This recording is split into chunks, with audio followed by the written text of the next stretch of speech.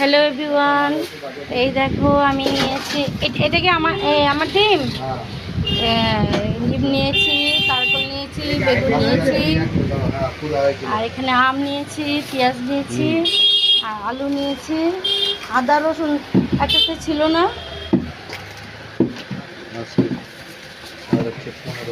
হ্যাঁ হ্যাঁ, এই দেখো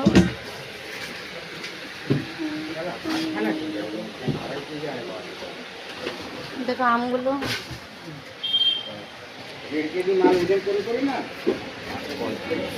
কত হয়েছে আমার?